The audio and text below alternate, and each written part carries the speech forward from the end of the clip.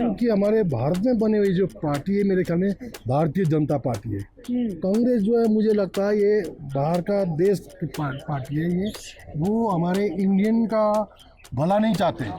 जब भगवान का कहर चलता है ना, कोई भी देश देखो, जापान हमसे 150 साल आगे है, लेकिन जब वहाँ सुनामी आती है, भूकंप आते हैं, तो क्या कहेंगे आप उसके बारे में?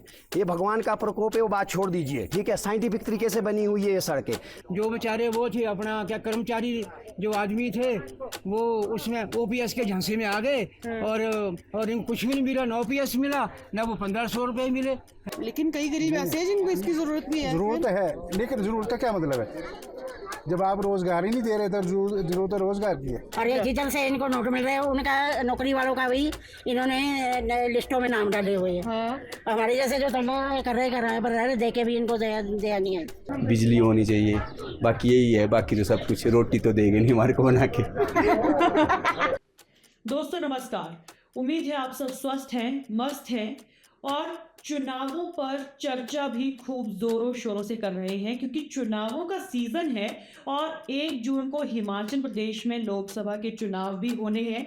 तो ऐसे में हम कुछ लोगों की सुनते हैं, कुछ अपनी बातें भी रखते हैं और हम आजकल जिन वीडियोस को बना रहे हैं उसमें हम लोगों की बातें, लोगों की राय, लोगों के मुद्दे आप तक लेकर आ रहे हैं।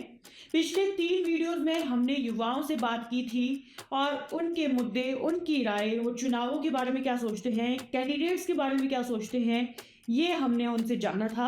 आज की वीडियो में हमने उम्र में कुछ बड़े लोगों से बातें की है, उनकी राय क्या है चुनावों को लेकर, उनकी एक्सपेक्टेशन क्या है कैंडिडेट्स को लेकर और वो क्या समझते हैं कि कौन सी सरकार आने वाली है। कुछ ऐसे सवाल हमने किए हैं और उनकी राय जानने की कोशिश की है, इसलिए वीडियो को अंत तक ज़रूर देखें और उसके बाद अपनी सुझाव राय भी कमेंट बॉक्स में ज़रूर लिख के बताएं। तो चलिए वीडियो शुरू करते हैं। मेरा नाम अंजू है। क्या करती हैं आप? अच्छा, सॉक्सेस वगैरह की शॉप लगाई है आपने यहाँ पर? हाँ जी, वो पर है मेरा ये सर। अच्छा, कहाँ पर है आपका? वोट कहाँ देते हैं आप? हमारा इधर कृष्णा नगर का है। कृष्णा नगर शिमला का ही? हाँ जी, हमें जन्म प्रदेश इधर ही है। ठीक है, तो बताइए फिर कौन जीत रहा है इस बार? कांग्रेस ही आनी चाहिए। कौन जीत रहे जी?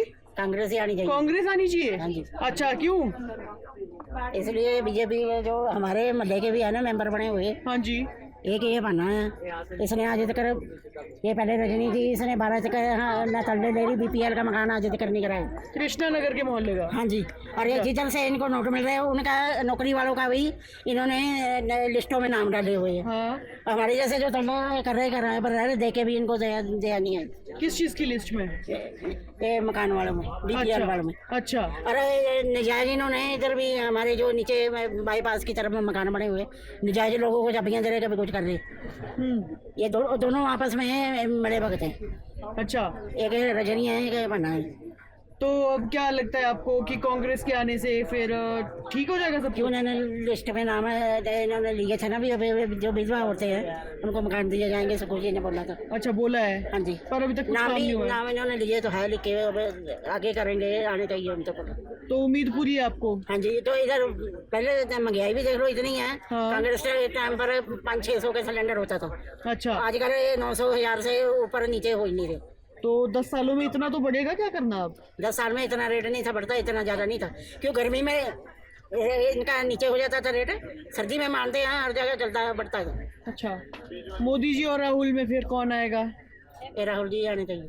अच्छा, आने चाहिए। हाँ जी, अपनी का ये राहुल आएगा। तो मोदी जी से आप खुश नहीं है? नहीं, हमारे को मोदी सरकार ने आज तक कुछ नहीं दिया।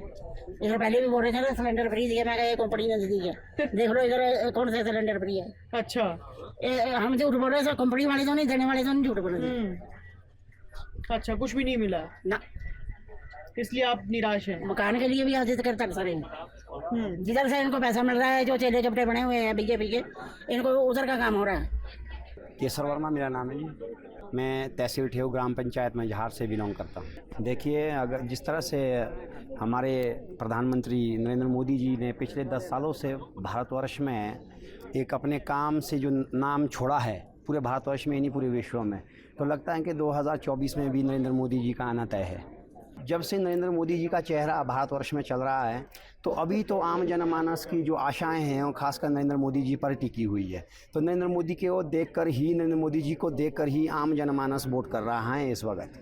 देखिए, उम्मीदें जिस तरह से उन्होंने पिछले 10 सालों से ही इस भारतवर्ष में विकास की एक गाथा लिखी है, तो एक सोच और समझ से परे है। किसी भी क्षेत्र में ले लो आप, क्या काम पसंद आया आप देखिए, रोडों के मामले में ले लो, भारतमाला परियोजना के तहत 80,000 किलोमीटर उन्होंने एक्सप्रेस हाईवे बना के रख दिए हैं। अच्छा। 2024 के अंत में ये भारतवर्ष अमेरिका को पछाड़कर नंबर 1 का देश बनने वाला है रोडों के मामले में। अच्छा। अब दूसरा बात करते हैं आपका रेलवे, ठीक है। वंदे भारत ट्रेन उन्होंने लॉन्च की है, तकरीबन 70 वंदे भारत ट्रेन इस वक्त भारतवर्ष में चल रही है। DFC, डेडिकेटेड फ्रेट कॉरिडोर, आपको मालूम होगा 2014 से पहले मालगाड़ी और पैसेंजर ट्रेन एक ही ट्रैक पर चलती थी, लेकिन आज डेडिकेटेड फ्रेट कॉरिडोर होने के कारण जो मालगाड़ी है वो अलग ट्रैक पर चलती है, जो पैसेंजर ट्रेन है वो अलग इस पर चलती है।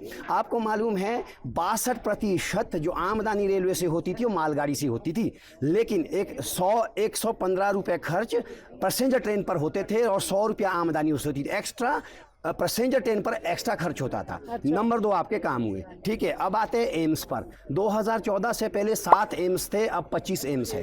अब आते हैं 100 smart city, 7 greenfield smart city. 2014 से पहले 72 एयरपोर्ट थे, अब 151 एयरपोर्ट इस भारतवर्ष में है। तो आप देख सकते हैं किसी भी क्षेत्र में अगर आप नरेंद्र मोदी जी के कार्यकाल को देखेंगे तो एक चमत्कार है ये भारतवर्ष के लिए। और हिमाचल में किस तरह से काम करेगी बीजेपी? 4 लोकसभा सीटें ओनली, तो आपको लगता है इतने? देखिए, ऐसा नहीं है, 2014 से पहले भी कार्य हुए हैं, वो बात नहीं है। कांग्रेस ने भी अपने शासनकाल में कार्य किए, लेकिन जिस गति से कांग्रेस को इस भारतवर्ष में कार्य जिस गति से होना चाहिए था उस गति से नहीं हो पाया है।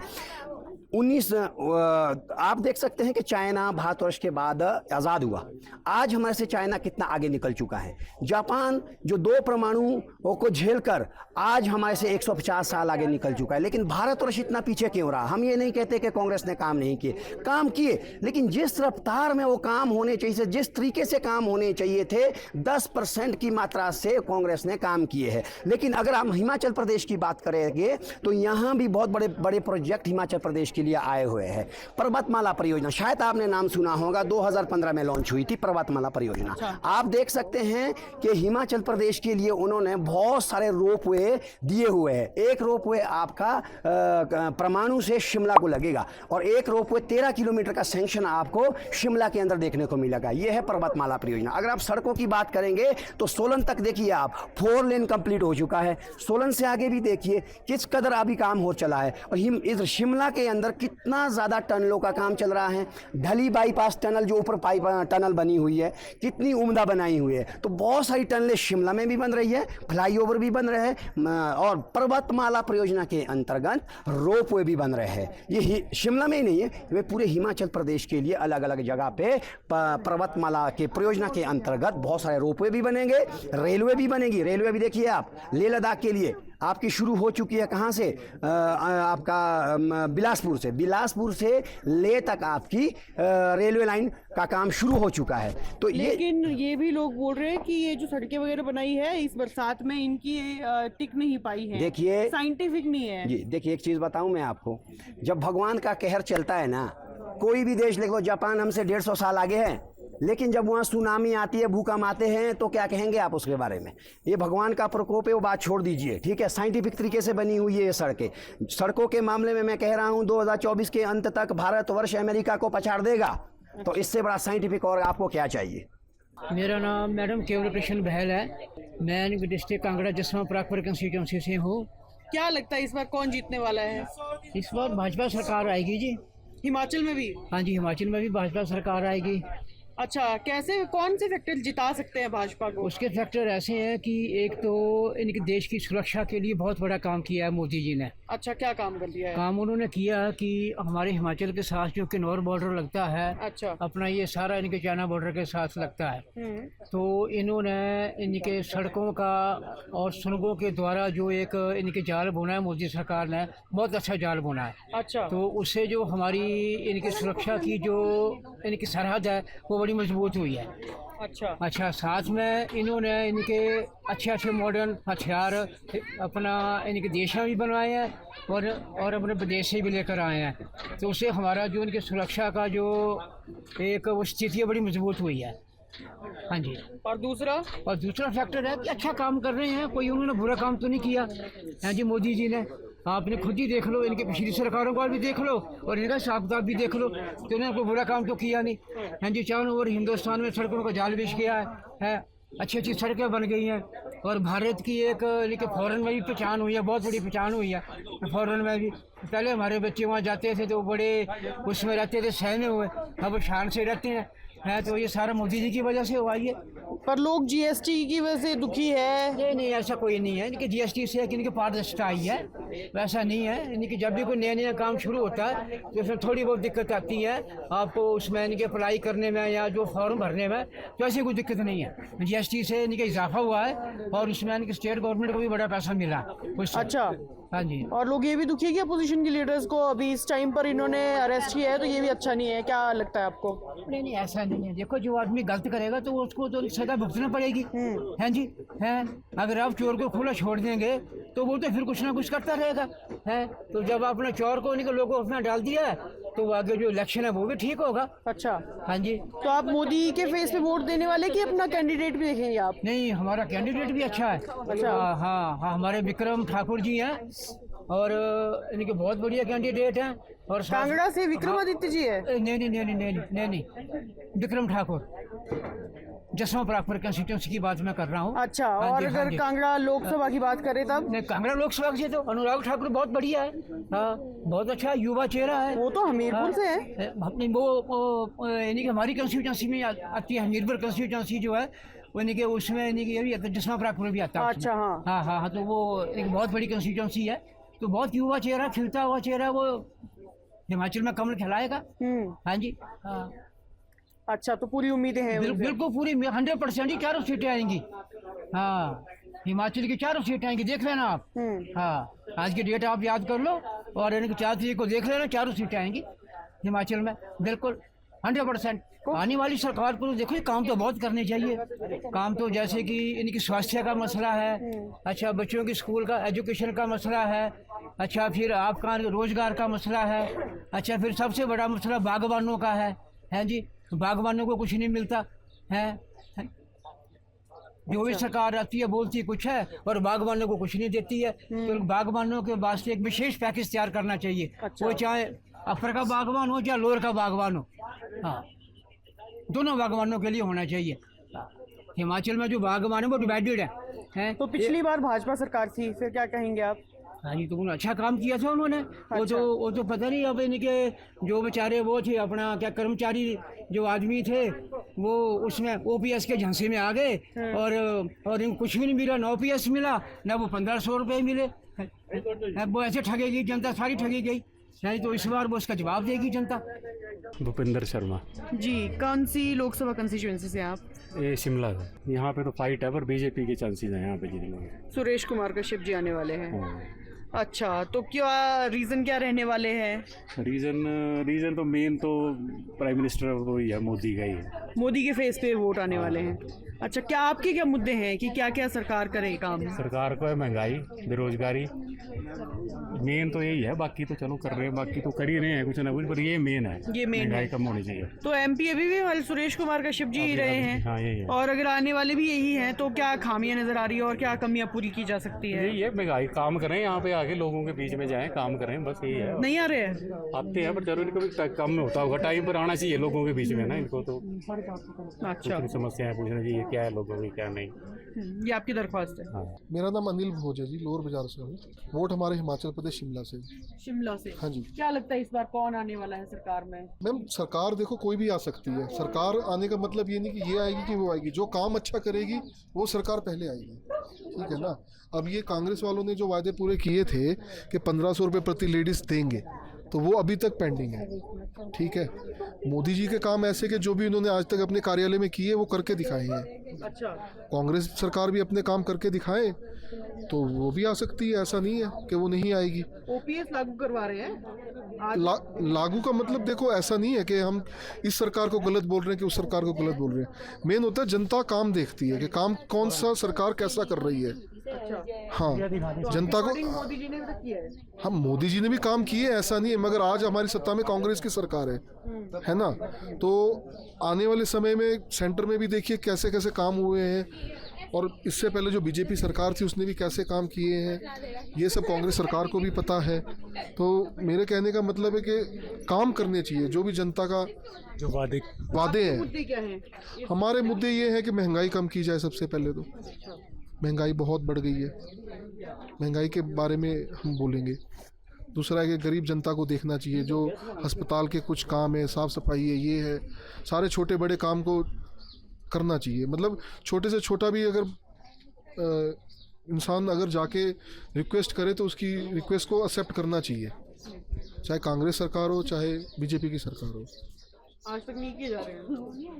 किए तो जा रहे हैं, ऐसा नहीं कि नहीं किए जा रहे हैं, मगर ये है कि बीजेपी की सरकार में हमने इतना प्रॉब्लम नहीं झेला है जितना कांग्रेस की सरकार में झेला है। हाँ, तो कांग्रेस की सरकार आएगी, अगर वो भी अच्छा काम करती है तो आगे 5 साल के बाद इनका भी ओपिनियन फिर से आ जाएगा, क्योंकि अभी तो पता नहीं सकते हैं कि कांग्रेस सरकार क्या है, क्योंकि कांग्रेस सरकार को अभी आए हुए जस्ट कुछ टाइम हुआ है।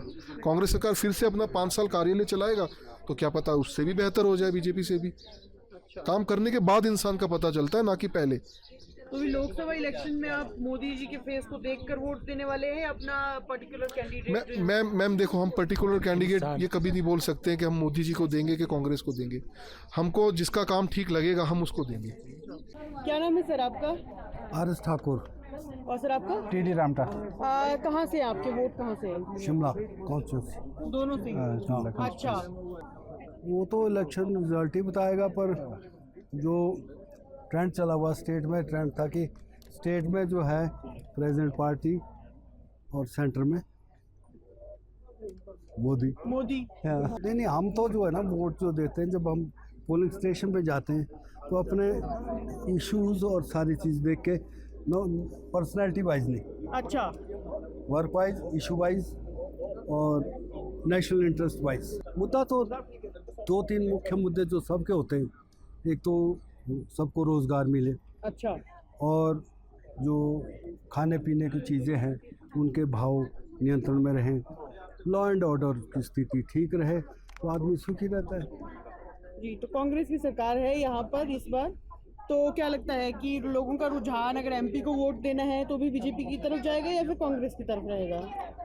जनरल ट्रेंड जो है, बाकी तो इलेक्शन रिजल्ट बताएगा, जनरल ट्रेंड ये रहता है कि स्टेट में हम जो स्टेट की पार्टी है, जैसे रीजनल पार्टी है जहाँ भी है, उनके कहाँ से वोट आते हैं, स्टेट से आते हैं। और जब नेशनल की बात आती है तो national issue is a broader issue, तो लोग उस पर ध्यान देते हैं कि इसको किस तरह से वो डील किया जाएगा। बेरोजगारी, अच्छा, एक पहला ये तो बेरोजगारी है, बच्चे आवारा घूम रहे हैं बेकार में, कोई नशे की तरफ जा रहा है, कोई कहीं जा रहा है, कोई रोज़गार है नहीं है ना। दूसरा ये कि जो ये राशन वाला एक जो ये राशन बांटने वाला काम, ये भी कुछ अच्छा नहीं लगा। अच्छा, क्या रोज़गार दो ना, राशन का क्या मतलब है? 5 किलो राशन से आप, इसका मतलब 5 किलो राशन से आप वोट बुला रहे आप, ये भी अच्छी नहीं लगी बात। की समस्या क्या है? को रोज़गार दो ताकि वो अपना घर चला सके, ये मेन हो गया मैडम, जो मेरे को अच्छा लगा। सरकार से लगता है आपको पूरी उम्मीदें हैं कि अब मेरा तो हो गया, संभावना कोई लग नहीं रही कोई दे पाए। ये ऐसे ही आते हैं, एक आता दूसरा चला जाता है। तो नोटा पे बटन इस बार? नहीं, नोटा तो नहीं देंगे, कुछ सोच समझ के देंगे, जब जो हम ठीक लगेगा कैंडिडेट। अच्छा, उसको देखो, बीजेपी को होगा चाहे कांग्रेस को, हमें कोई पॉलिटिशियन नहीं है, कोई इससे लेना देना भी नहीं है। हमें जो मेन मुद्दा है कि युवाओं को रोज़गार मिले, और ये बंदर बांट वाला काम नहीं होना चाहिए, जो मुफ्तखोरी वाला जो ट्रेंड चला है, ये भी अच्छा नहीं लगा। लेकिन कई गरीब ऐसे हैं जिनको इसकी ज़रूरत भी है। ज़रूरत है, लेकिन ज़रूरत का क्या मतलब है? जब आप रोज़गार ही नहीं दे रहे तो जरूरत है रोज़गार की है। अगर वो कमाएगा तो खुद कमा के खाएगा। ये 5 किलो से क्या कर लेगा, ये नहीं बात बननी चाहिए। आप देखो ना, जो भी है मजदूरी है इसको बढ़ाओ। मैं ही मजदूरी करना चाहता हूँ, अब मेरे को 200 रुपये मजदूरी है, क्या खाऊंगा उसमें, उसको थोड़ा बढ़ाया जाए, है ना। तो मेन ये ऐसे ही बोलते हैं कि भाई 80 लाख 85 करोड़ लोगों को राशन दे रहे हैं, मुफ्त क्यों दे रहे हैं? इसका मतलब बेरोजगारी बहुत है ना। ये ऐसे थोड़े हमारी अपनी सोच है, बाकी गवर्नमेंट से क्या बनता है इनका कि कौन आता है कौन जाता है, ये छोटे छोटे इशू है, ये सुधार दे गवर्नमेंट तो अच्छी बात है ना। मेरा नाम PL शर्मा, मेरा नाम रमेश इंगमन, मैं वेस्ट बंगाल से करता हूँ। मैं शिमला से ही करता हूँ, यहीं से बिलोंग। वोट तो यहीं से है, हिमाचल से। मैं 1976 से लेके अभी तक मैं वोट यहीं शिमला में डाला हूँ वोट। जी हाँ। इस बार हमें लगता है कि मोदी जी का है, मोदी जी का विचार आप दोनों को विचार रखते है। हैं। हाँ जी, हाँ जी। हमें यहाँ भी बीजेपी का ही सुरेश कश्यप जी जी जी जी मुद्दे एक तो रोजगार सबसे बड़ा मुद्दा यहाँ है, रोजगार का है। और फिर ये पहाड़ी इलाका है, यहाँ पे क्या नाम ज़्यादा डेवलपमेंट हमने क्या देखा नहीं भाई, या हो रहा है या हो पा रहा है ज़्यादा, तो इस ओर ध्यान दे अगर थोड़ा ज़्यादा बीजेपी तो अच्छा। क्योंकि कांग्रेस वाले तो कुछ भी नहीं कर रहे हैं। इवन जो एम्प्लॉई है, हम भी एम्प्लॉई रिटायर हुए, तो हमें 2016 से लेके पैसा मिला नहीं अभी तक। अच्छा, अभी तक नहीं मिला पैसा। अब रिटायर ही है, अब हमारे भी खर्चे होते हैं, हमारे भी आगे बच्चों के आगे सब कुछ है। तो ये सरकार तो क्या नाम कोई पैसा वगैरह कोई रिलीज़ कर ही रही है जब से सरकार बनी है, जब से सरकार बनी। हाँ जी। और इनके जो भी वायदे है वो वैसे ही खोखले ही है। 2016 में बीजेपी की गवर्नमेंट थी, तब उन्होंने पैसे रिलीज क्यों नहीं किए? 16 के बाद क्या जब ये कांग्रेस का नाम जब आई ना, पहले तो रिलीज हुए नहीं, क्योंकि ये जो स्केल होते हैं ना हमारे जो एम्प्लॉई का स्केल है वो लेट रिलीज हुए। जब ये अनाउंस हुए उसके बाद ही बनता था ये। अच्छा, हाँ, बीजेपी वाले की भी थोड़ी गलती है, अभी उनको भी वो करना चाहिए था कि भाई वो टाइमली रिलीज कर लेते हैं। तो तभी तो ये क्या नाम कांग्रेस सरकार आई जी बीजेपी की वजह से ये। और दूसरा मुद्दा रहा OPS का भी रहा। अगर बीजेपी को भी ये चाहिए कि भाई जो OPC है, OPS, हाँ जी OPS वो बड़ा ज़रूरी है ये सबके लिए। अब रिटायर होते आदमी, अब थोड़ी पेंशन लगती है, थोड़ा मतलब हर महीने उनके बच्चों के आगे सभी का देखभाल अच्छी तरह से हो जाती है। अब इतने साल 30 साल रिटायरमेंट के बाद नौकरी करेंगे तो पेंशन है नहीं। तो कांग्रेस ने भी OPS लागू करवाई है, तो हाँ करवाई तो है, लेकिन वो पैसा पूछा कुछ नहीं दे रही अब तक। जी हाँ जी। हिमाचल में भी इस बार मैं यही कहना हूँ, जैसे सर ने कहा, बीजेपी के इस टाइम लोग जो है बीजेपी की तरफ ज़्यादा लोग जी क्योंकि जैसा इन्होंने कहा हमारे सामने, कांग्रेस ने कई 10 किस्म के वादे किए। उनमें से एक जो लेडीज़ के अकाउंट्स पे 1500 रुपये का जो उन्होंने वो टिकट पहुँचवाया था, वो भी नहीं मिले। और अब अभी घोषणा की इन्होंने इलेक्शन के टाइम में 1500 रुपये किसी और चीज़ का मिला के हम 1500 नहीं 3000 रुपये देंगे। अच्छा, अब वो एक्चुअली में मेरे ख्याल में ये लगता है कि वो वोट के चक्कर में, सीटों के चक्कर में ही बोल रहे हैं। उसके बाद भी ये मुझे नहीं लगता कि ये दे पाएंगे। तो इस तरह के कई वादे हैं, जैसा सर ने कहा बेरोजगार है, बेरोजगारी बहुत है। हाँ, वैसे तो बीजेपी गवर्नमेंट ने जो है हेल्थ स्टेटों में बहुत काम किया है, जो कभी सोचा ही नहीं था। जैसा बीजेपी गवर्नमेंट ने किया, वो तो मोदी जी ने कहा वो तो गिनीज बुक में भी होना चाहिए। अच्छा, क्योंकि 370-25 से जैसे मुद्दा इन्होंने जो है सॉल्व किया, और इन्होंने जो है राम मंदिर का है, ये भी बड़ा इशू था, नोटबंदी का है ना। और जितने भी ये घोटालेबाज है, मोदी का सरकार आने से सबका जो है हिसाब किताब पूरा करने जा रहे हैं। गिनीज वर्ल्ड में होना चाहिए, ये गिनीज बुक में होना चाहिए मोदी जी का। अच्छा, क्योंकि हमारे भारत में बनी हुई जो पार्टी है, मेरे ख्याल में भारतीय जनता पार्टी है। कांग्रेस जो है मुझे लगता है ये बाहर का देश की पार्टी है। ये वो हमारे इंडियन का भला नहीं चाहते, क्योंकि इन्होंने कोई कॉलेज नहीं बनाया, इन्होंने कोई प्राइमरी स्कूल कई जगह में अभी भी बहुत मतलब दुर्लभ जगह में भी मतलब स्कूल का रास्ता कोई नहीं है ना। ये नहीं चाहते थे कि गांव के बच्चे पढ़ के ऊपर आ जाए हमारे सामने में, तो इनको दिक्कत ये नहीं चाहते थे। बीजेपी वाले ने पीछे देखो कितने स्कूल खोले, ऑफिस खोले डेवलपमेंट के लिए, और जब कांग्रेस सरकार आई वो सारे बंद कर दिए, सारे बंद कर दिए। अब लोगों को जो फैसिलिटी मिलनी थी वो मिली ही नहीं। और बीजेपी वाले मैम क्या है कि बीजेपी वाले से इसलिए नाराज़ है पब्लिक थोड़ा सा, इन्होंने जीएसटी और सीएसटी में थोड़ा हम लोग को एक तरह से खाते में पैसा डाल रहा है, दूसरी तरफ से निकाल रहे हैं। वो लोगों को थोड़ा सा वो उस चीज़ के बारे में लोगों को दुख है। अदरवाइज इसमें थोड़ा सा गरीब बंदे को, गरीब इंसान को, जो किसान है ना, और हम लोग रिटायर पर्सन है, अभी भी हमारे को जो है टैक्स से बचने के लिए 15 एज भरो नहीं तो पैसा कटेंगे, ये कटेंगे। अभी मैं इसी चक्कर में अप्रैल में लास्ट में फॉर्म भरना होता ना, तो मैं बड़ा दूर गया हुआ, तब आया वोट डालने के लिए। मोदी जी को जिताने आया हूँ, क्योंकि ये भारत में बनी हुई पार्टी है, भारतीय जनता पार्टी, और हम इनके साथ हैं। मतलब दोनों पार्टी से कुछ ना कुछ है, लेकिन भरोसा बीजेपी पे ज्यादा है, ज़्यादा भरोसा बीजेपी वालों की तरफ। ठीक है सर, आपका नाम? मेरा प्रेम प्रकाश चौहान, जी। लोकसभा कंस्टिट्यूएंसी कौन सी आपकी? शिमला क्या लगता है इस बार कौन जीतने वाला है? सुल्तानपुरी। अच्छा, कांग्रेस की तरफ है आप? जी नहीं, जीतेगा सुल्तानपुरी। अच्छा, जीतेगा सुल्तानपुरी। अच्छा, क्यों लगता है आपको ऐसा?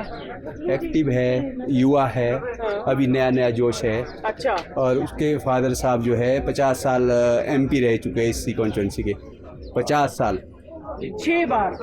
हाँ आई थिंक नहीं ज़्यादा, 1980 से 1992 जितना भी है बहुत टाइम उन्होंने स्पेंड किया है हमारी कॉन्स्टिट्यूंसी में एमपी की। हमारे को काम चाहिए, मेन हमारा सड़क होना चाहिए ठीक, पानी मिलना चाहिए शिमला शहर के लिए, बिजली होनी चाहिए, बाकी यही है। बाकी तो सब कुछ, रोटी तो देंगे नहीं हमारे को बना के। सेंटर में कौन आने वाले हैं? मोदी जी आएंगे, राहुल जी? क्या लगता है? सेंटर में राहुल जी आएंगे, मिली जुली सरकार होगी सेंटर में। अच्छा, मिली जुली होगी। हाँ जी। ठीक है, मोदी जी क्यों नहीं आएंगे? मोदी की लहर मोदी जी की 10 साल हो गई है मोदी जी को, पर इतना अच्छा काम नहीं हुआ जितना होना चाहिए था। अच्छा जी। क्या कमी लगी आपको? लोग सारी चीज़ों की महंगाई जो बहुत ज़्यादा है, आप देखिए महंगाई मनमोहन जी के टाइम में कितना कम थी। अच्छा। ठीक है, और आज कितना चलन पे तेल ही देखिए आज पेट्रोल के कहाँ पे पहुँच गया है। बाकी आप खाने का सिलेंडर बहुत महंगा हो चुका है। अच्छा जी। लोगों का ये भी कहना है कि टाइम के साथ रेट भी बढ़ते हैं, और मोदी जी इतना काम कर रहे हैं तो होना चाहिए। मनमोहन जी के बराबर कोई प्राइम मिनिस्टर नहीं रहा। जो भी अर्थशास्त्र था उनको सारी नॉलेज थी कि क्या है, महंगाई पे बहुत कंट्रोल था। जी। तो साथियों ये थी आज की वीडियो। लेकिन इस वीडियो को खत्म करने से पहले मैं ये भी ऐड करना चाहूँगी कि कुछ लोग थोड़ा कैमरा शाय होते हैं, थोड़ा हिचकिचाते हैं, लेकिन ऑफ कैमरा हमें बहुत से विचार बताते हैं। और उन विचारों में एक विचार ये भी है कि सरकार तो हमें मजबूत चाहिए ही, साथ ही अपोजिशन भी स्ट्रांग होना चाहिए, तभी देश को चलाने में मज़ा आएगा। ये भी ऐड करना चाहूँगी कि एज एन एंकर, रिपोर्टर, अभी हम में भी बहुत सी कमियां हैं, बहुत सी खामियां हैं, जिसे समय के साथ सुधारा जाएगा। लेकिन आपकी क्या राय है, आपकी क्या विचार हैं और आपके क्या सुझाव हैं चुनावों को लेकर, हमें लेकर, कमेंट बॉक्स में ज़रूर बताइएगा। हम मिलेंगे आपसे अपनी नेक्स्ट वीडियो में। तब तक के लिए नमस्कार।